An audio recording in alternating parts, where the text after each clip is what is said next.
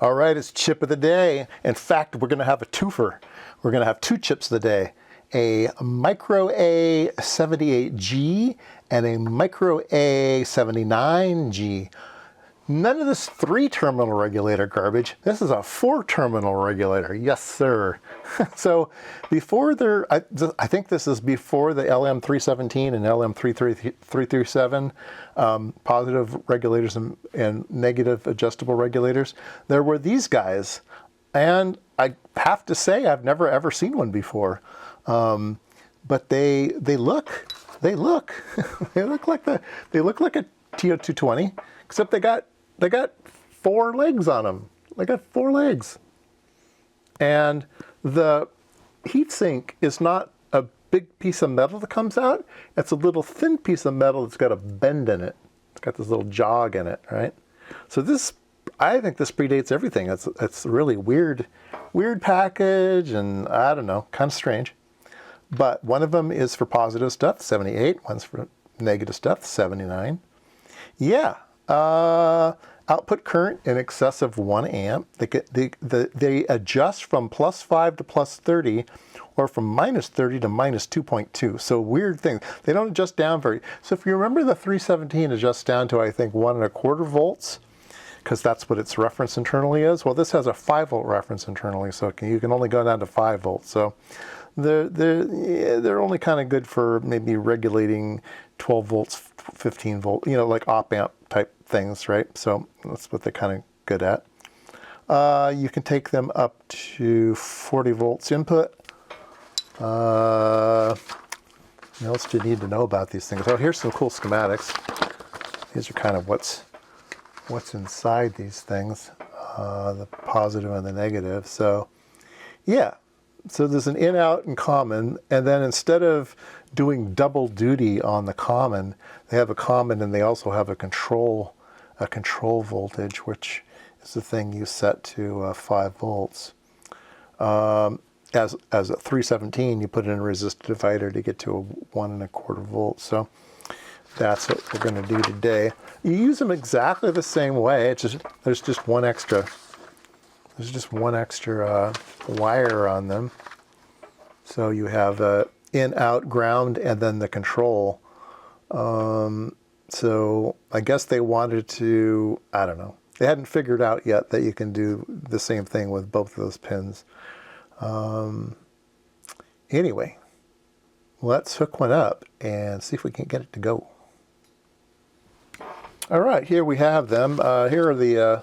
Here are all the plus versions I got, and here's all the negative versions I got. And we got one in the board here, and then I have a resistive divider off of the output that goes into the control. So this is a resistive divider, and I have a potentiometer on there so we can vary it. All right. So that's the knob I'm going to be turning. Let's take a look at the oscilloscope. Okay, the yellow line is the output, and the green line is the control. So the control is always going to be here at 5 volts. I hope you can read those. They're kind of small here. But as I move up and down, or change the potentiometer, it's always dividing it down to 5 volts. And if I bring it down too far, it just stops, right? So you can only go down to 5 volts. You can't get any more.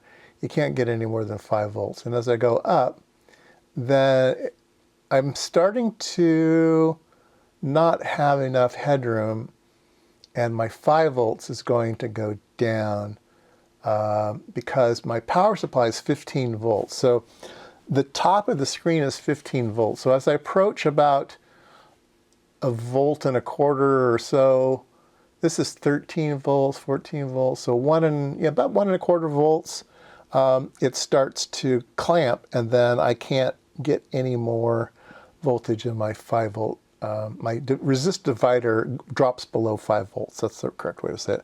My resistor divider drops below 5 volts, so I can't go any higher than that. So I can, with a 15 volt power supply, I can get up to 13.5 volts, something like that. Let's go ahead and turn on a thing here so you can see it. Let's turn on Digital voltmeter, turn this on to channel 1. Okay. And let's see here. There we go.